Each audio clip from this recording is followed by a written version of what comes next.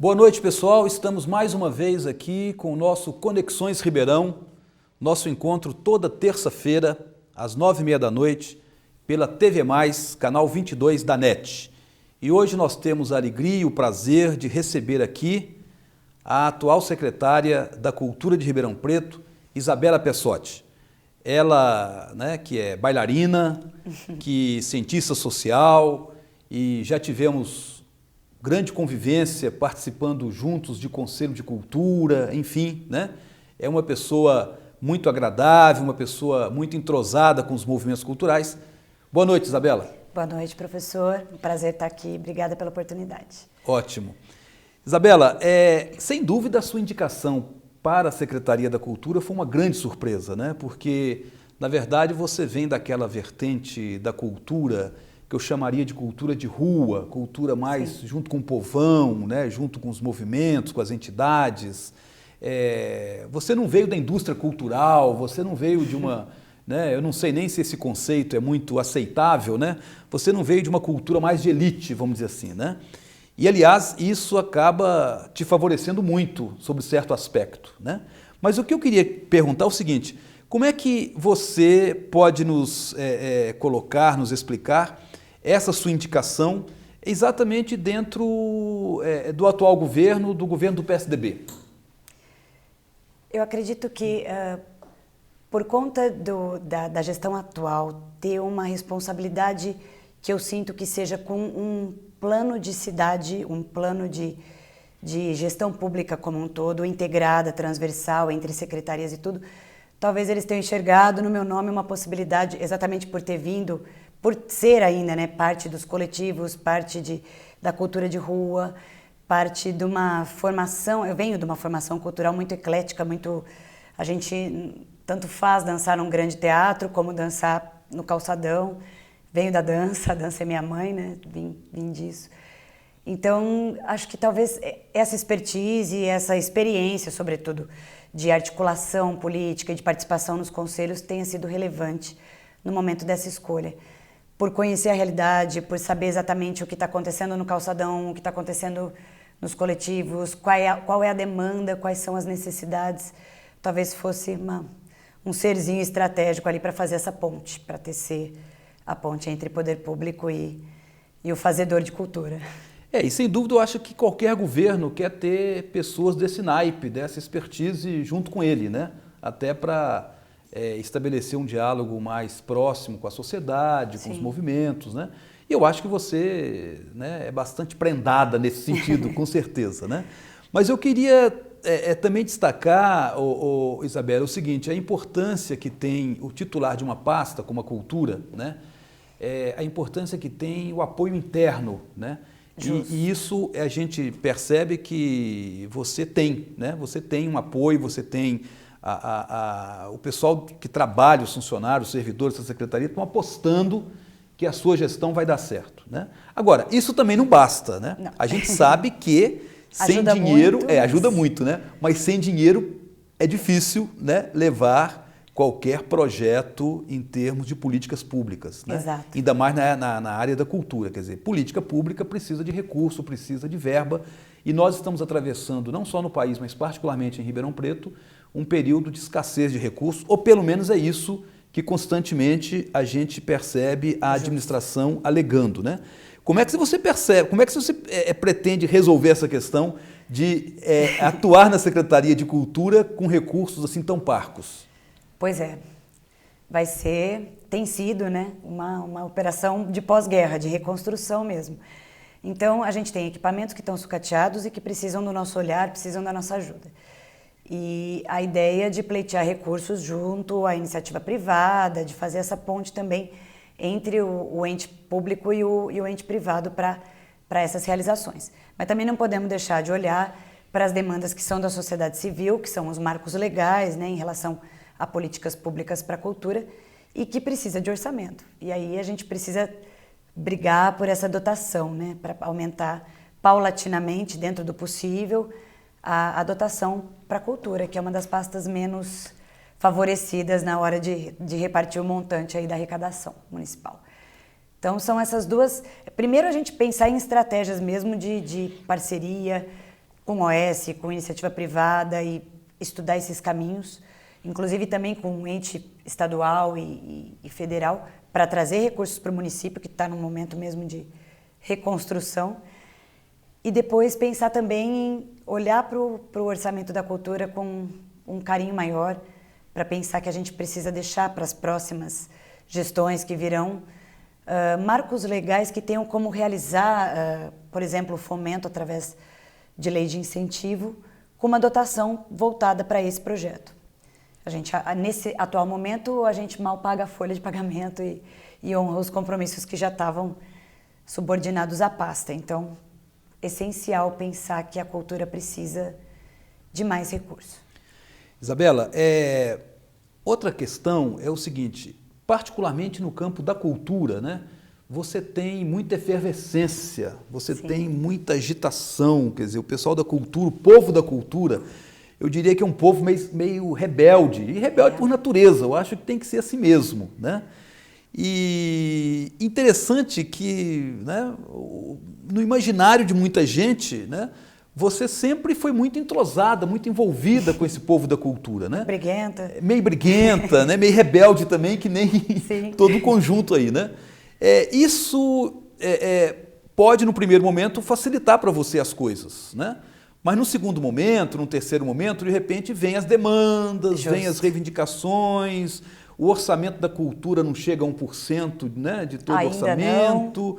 E, enfim, como é que você vai agir nesse sentido? Você vai querer ter esse pessoal como aliado ou um pessoal que vai ter que, né, encarar a realidade aí e você assumindo uma postura talvez mais de gestora mesmo? Como é que você está pretendendo levar a secretaria nesse sentido?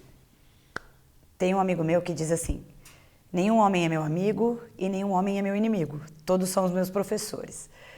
E eu meio que tomo isso muito para mim pelo seguinte, quando a gente é menos maduro, a formação dentro da arte, quando a gente cresce dentro da arte, cresce fazendo arte, fazendo cultura e participando de coletivos e de movimento, acontecem duas coisas que mudam a vida da gente.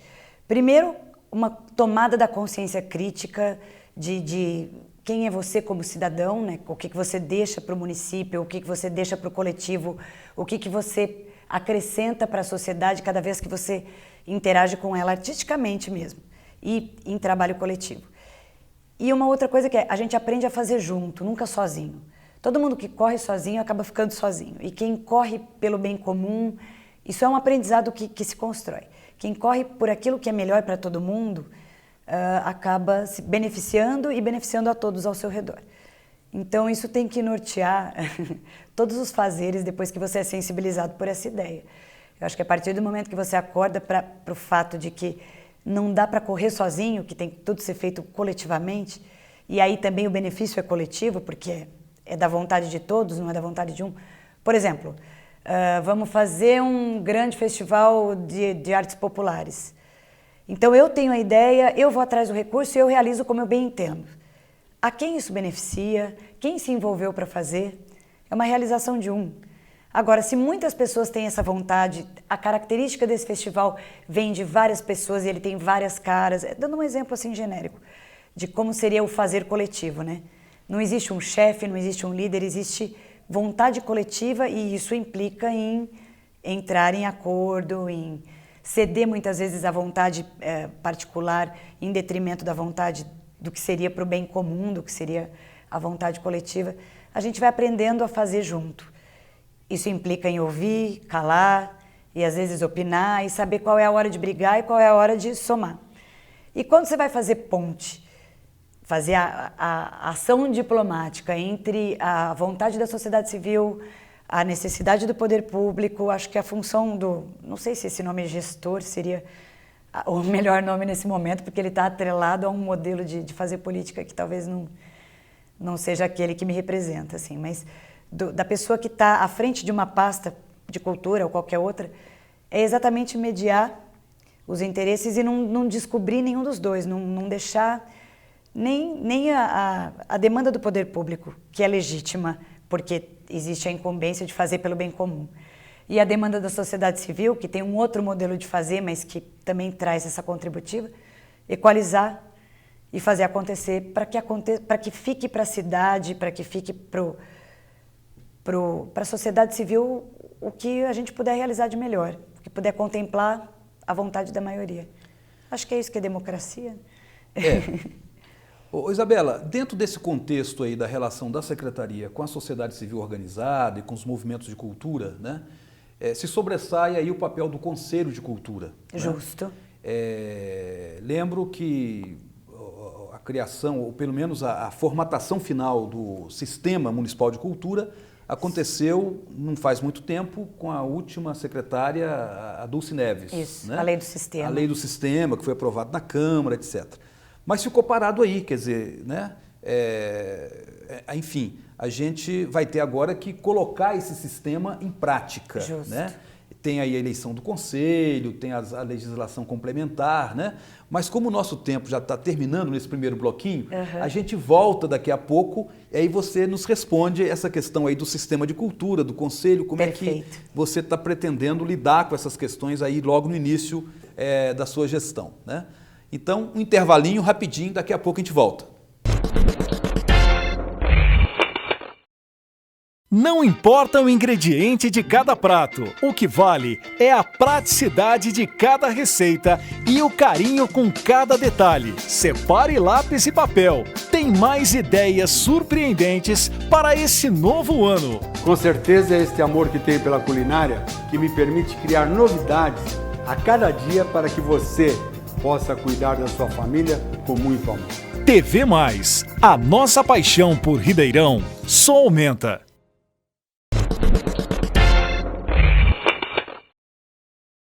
Então, voltamos, né, no segundo bloco do Conexões Ribeirão, entrevistando hoje Isabela Pessotti, secretária municipal da Cultura. Então, Isabela, eu tinha falado, né, no final do primeiro bloco, a questão do Sistema Municipal de Cultura, que foi formatado já no final do governo passado, né, mas que precisa agora de ser implementado, de ser aplicado. Exato. Enfim, a questão da eleição do Conselho. Nós não temos atualmente um Conselho de Cultura. Ele está interino nesse momento. Né? Mas precisa ter a renovação, a eleição. Como é que você está pretendendo lidar com essas questões aí mais urgentes da pasta? É uma demanda da sociedade civil, através do Conselho, que está interino, mas está ativo. Exatamente mexer nesses marcos legais que vão garantir políticas públicas perenes para o município, né? Então, que a gente não fique à mercê de cada vez que troca a gestão, as políticas públicas, a tentativa de se fazer políticas públicas para a cultura se perde, e aí tudo que foi conquistado pela luta, né, da sociedade civil organizada junto ao poder público acaba se perdendo na vontade política, de uma gestão ou de outra. Então, é importantíssimo olhar para essa situação que são os marcos legais. A lei do Prominc, por exemplo, é uma delas que precisa ser talvez revista, e o PIC, a lei do PIC que ficou também para trás, que é uma contributiva muito, muito importante de gestão anterior, se não me engano, a Adriana Silva, que estava à frente da pasta da cultura e deixou para o município esse marco legal do PIC, que seria um programa de incentivo à cultura, né? E por conta disso também a gente teria que estudar uma dotação para...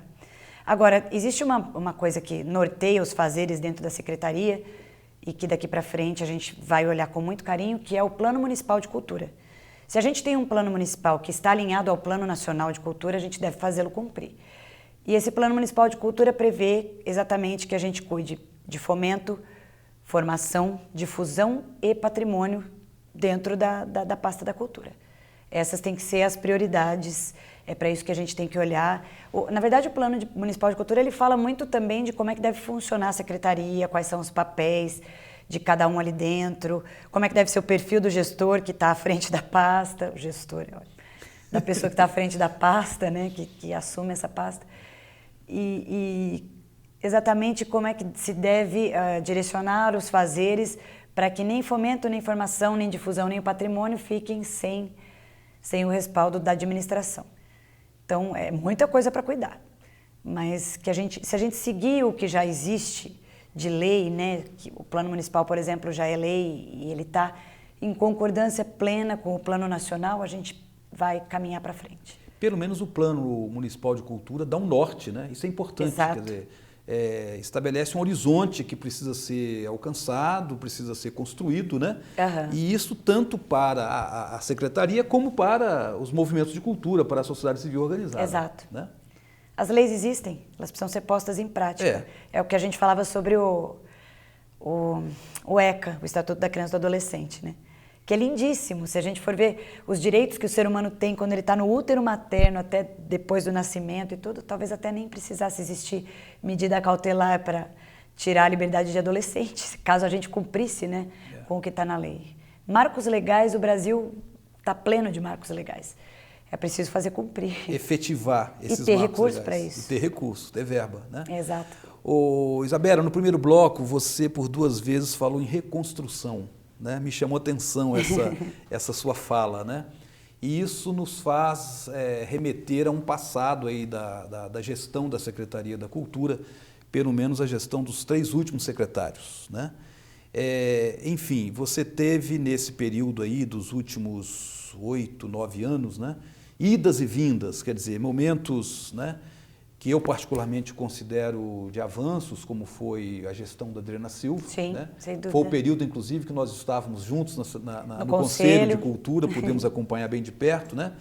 E a última gestão da secretária Dulce Neves já foi bem no final do governo da Darcy, enfim, já enfrentando toda uma situação de crise muito séria, né?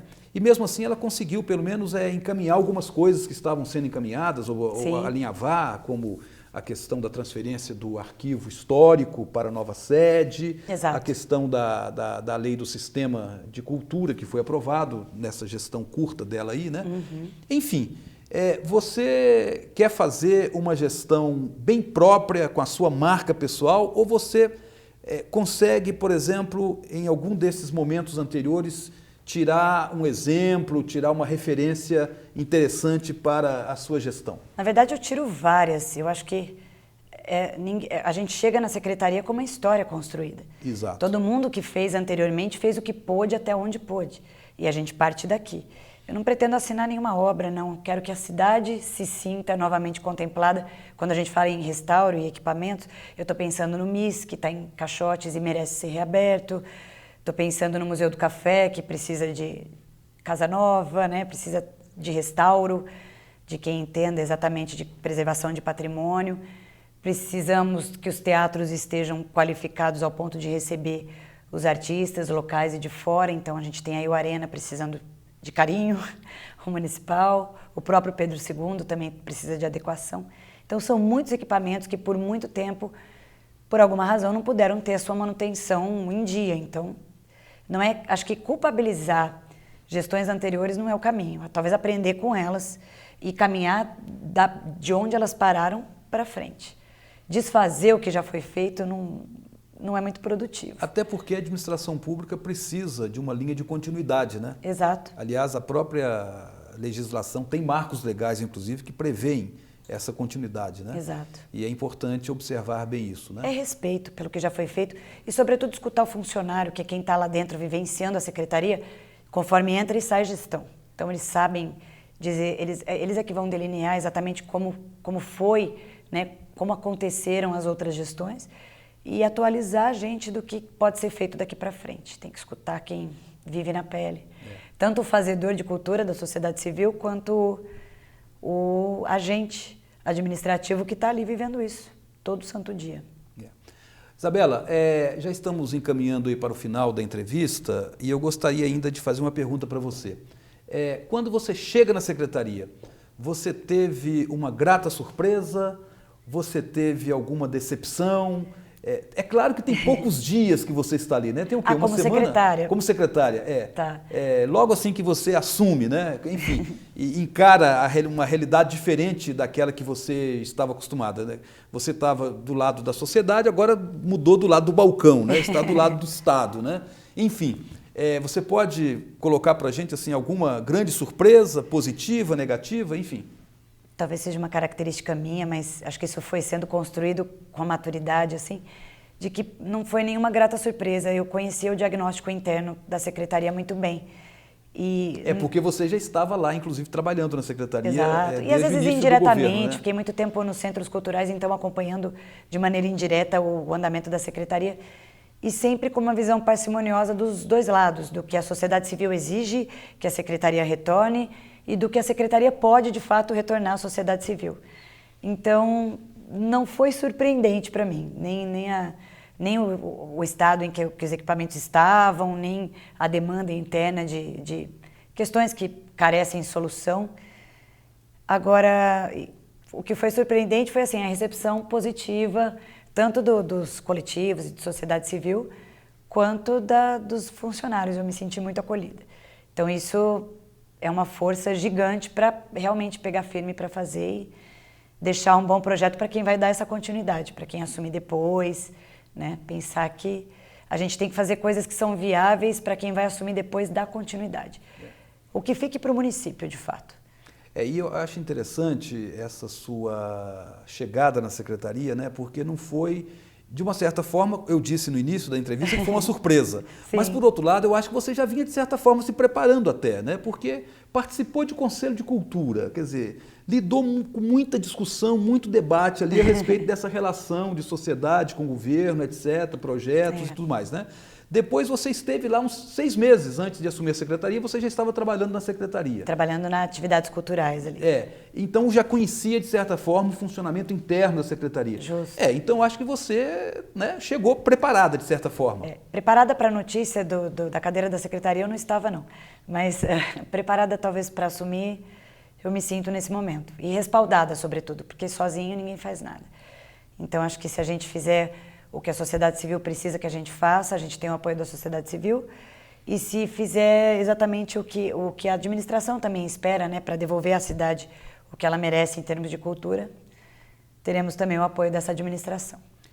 Isabela, e daqui para frente, né, qual a maior urgência que você vê na secretaria? Assim, alguma coisa que já era para ser resolvido ontem e que você tem que resolver. Duas urgências. Então vamos lá. Duas que caminham juntas. Isso, vamos lá. Uma é a urgência de marcos legais efetivamente reconhecidos pelo município, né? As leis que respaldam a cultura e o orçamento para isso, porque também não adianta ter um marco legal, como por exemplo a lei do PIC, que é uma demanda da sociedade civil para a gente e que precisa ser cumprida. E a segunda, que caminha junto também, é a devolução para a cidade dos equipamentos, museu, teatros, tudo isso funcionando e de maneira qualificada. E é claro que a gente tem demandas internas, que são de reposição de funcionário, de fazer a máquina pública funcionar melhor, mas nesse momento a gente compreende que nós vamos ter que super exigir das engrenagens, porque é um momento de contenção mesmo. Olha, a gente sabe também que a secretaria tem muitos equipamentos, né? Muitos. Tem como você já disse, os museus, mas eu gostaria de destacar os centros culturais, né? Importantíssimo. Como é que, porque o centro cultural ele está na ponta, ele é o contato direto lá com o menino que faz a aula de violão, a aula de dança, o outro que está na periferia, a juventude da periferia tem um centro cultural ali, né? E a gente sabe que nas gestões anteriores houve muita discussão no sentido de que vários desses centros culturais, principalmente da periferia, estavam relegados ao abandono, né? Exato. Como é que você está pretendendo encarar os centros culturais? Como é que você está vendo essa questão dos centros culturais, principalmente os da nossa periferia, que deve ter um papel, além de cultural, social também muito importante? Exato, tem mesmo. E eles têm um outro papel que é, bom, primeiro existe uma lei nacional, né, está no Plano Nacional de Educação, que até 2020 a maioria das escolas em cada município se adeque à integralidade. Então a gente precisa fornecer, dar a possibilidade às crianças que estão na rede de ensino de atividades culturais e esportivas no contraperíodo escolar. Isso já acontecia, né, em Ribeirão Preto há muitos anos atrás, quando a gente tinha programas que eram intrínsecos entre Secretaria da Educação e Secretaria da Cultura dentro dos centros culturais. Então os centros, eles tinham professores de música, de dança, de cultura de matriz africana em alguns, de teatro, enfim, capoeira, uma série de manifestações culturais e artísticas, e esses professores estavam lotados na educação, mas trabalhavam dentro dos centros culturais para garantir que no contraturno escolar a criança e o adolescente tivessem atividades, 4, 5 horas de atividades diárias fora do âmbito escolar. E isso é uma quimera e é um sonho retomar, caso a gente não consiga, por conta de falta de dotação também da Secretaria da Educação, vamos tentar por outras vias, mas garantindo a gratuidade desse ensino. O que aconteceu nos últimos anos foi que o ensino, as ONGs passaram a tomar conta desses centros culturais e fazer a gestão pedagógica, cada uma a seu modelo. É interessante o que você está levantando aí, né? Quer dizer, uma parceria, uma atividade, né, parceira entre educação e cultura. Não dá para pensar a educação sem cultura, nem a cultura sem educação, né? Exato. E nos últimos anos a gente percebeu uma coisa muito apartada, muito separada. Caminhando. Separado e sem diálogo nenhum entre as pastas, inclusive, né? Então, se essa for realmente uma ideia, né, sua de levar esse projeto, eu acho que vai ser muito interessante, né? Retomar essa ideia mestra aí de cultura junto com a educação. O melhor de tudo é que a ideia é da gestão mesmo, de trabalho transversal entre secretarias. Isso tem acontecido muito.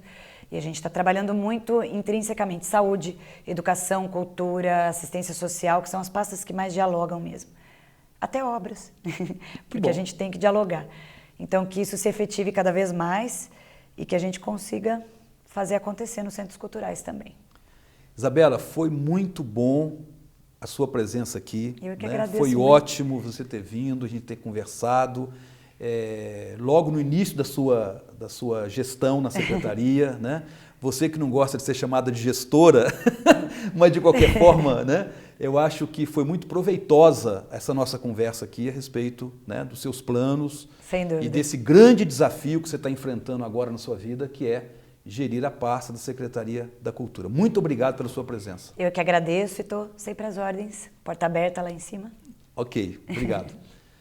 Assim nós encerramos hoje, né, mais um Conexões Ribeirão, aqui pela TV+, canal 22 da NET, prometendo voltar na próxima terça-feira com outra grande entrevista, outro bate-papo interessante aqui, sempre focando o Ribeirão Preto, focando as conexões que fazem parte da vida dessa cidade tão bonita, tão maravilhosa. Até lá!